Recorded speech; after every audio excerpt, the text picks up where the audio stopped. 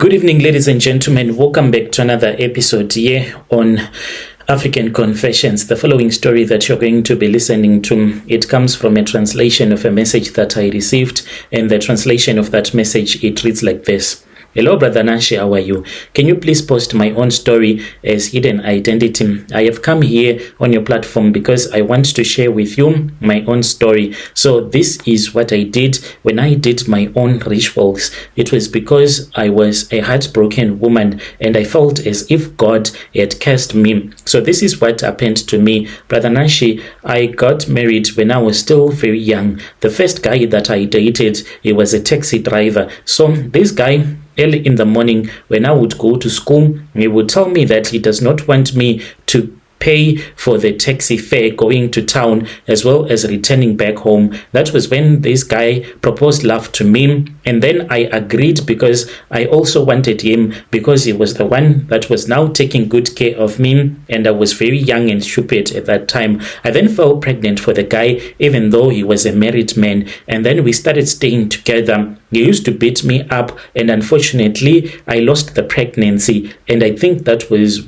when my problems started, because I am unable to conceive. I have never fallen pregnant ever again in my life since that time that this guy beat me up. So I then moved into another relationship with another man. Then this man, he loved me with all of his heart, but he was given pressure by his relatives, for his relatives were saying, how can you continue loving a barren woman who can't even give you a child? You are just wasting your money on this woman. It is far much better that you look for a woman who is going to give you children. So then that was when he came to me and they said, my love, do you know why my relatives hate you so much? And I said, I do not know. Can you please tell me? That was when he said to me, the reason as to why my relatives hate you, it is because you are a barren woman. You cannot give me a child. Therefore, they say that they do not want me to stay married to you. It was very painful.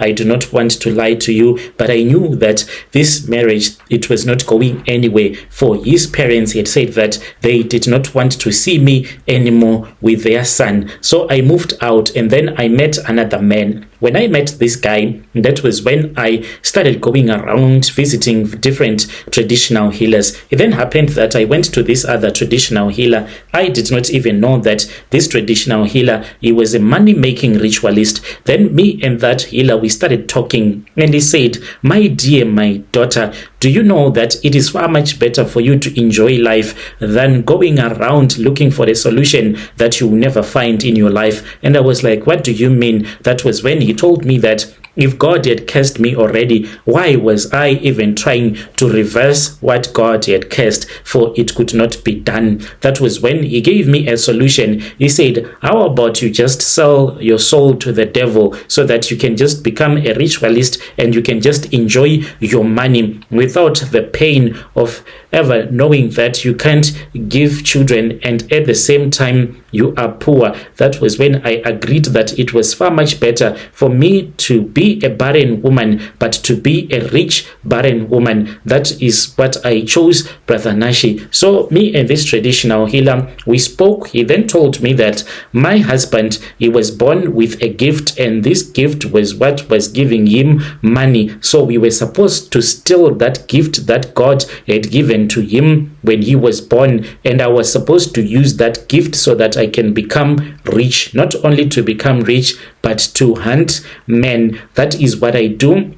Any man that I want to date, Brother Nashi, I will date that man and I will finish off his money. If you think that I am joking, you can even give my phone numbers to a man who I will start to date. Once I start to date that man, he will come back to you. If he is honest, he will tell you how much of his money he spent on me. That is what I do. And knowing that I can't conceive, there are times when I date a guy that is married, a businessman, and I will tell him that I want to go on a vacation that will be so expensive, so much that when we return from that vacation, you will be like broke. This is what I have been doing. I do this this because I feel as if God cursed me already and I can't have a child. So if I can't have a child, so let me enjoy my life. That is why I chose to become a ritualist. And this the rituals that I did when I became a money-making ritualist. I went to the traditional healer. When I went to this traditional healer, he then told me to go into the mountains. I went into the mountains and I found some mushroom, and then I returned back with the mushrooms, and he gave me a clay plate. He said that I was supposed to put the mushrooms in that clay plate. I did as I had been instructed to do. I then took a knife that he had given to me, and he told me to cut a little bit of my private part. I did as he had instructed me to do, and he told me to cut the skin underneath my arm, and I did as he had instructed me. And he took the blood and he mixed it with the mushrooms. He gave it to me, and he said that I was supposed to give those mushrooms to my husband. I returned back to Harare with the cooked mushrooms, and I gave those mushrooms to my husband. My husband, when he was at work, he then passed away. Just like the healer had told me, no one was arrested,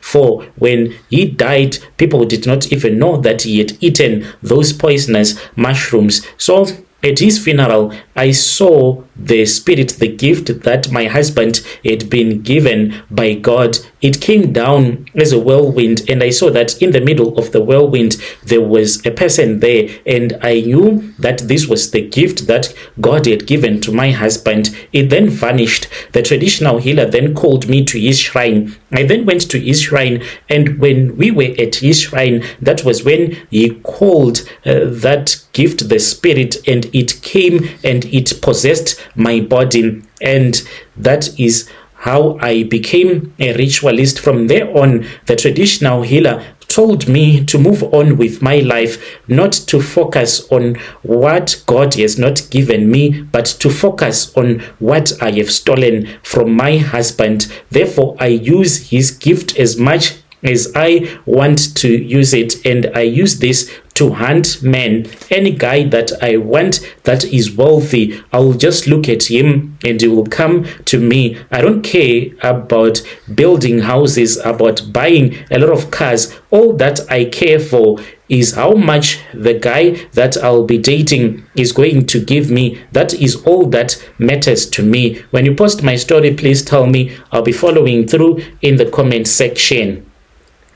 Dear listeners, right there was a message that was sent to me by one of our sister right there. Strange things indeed, they do happen in this world. Let us try to speak with her in the comment section. Maybe she'll repent and return back to the Lord. She's saying that she is happy because she managed to steal what God had given to another person, because in her heart she believes that God stole her womb. She has that bitterness towards her own creator. Let us try to speak with her so that when she dies, she won't die with that same bitterness against God that she has right now.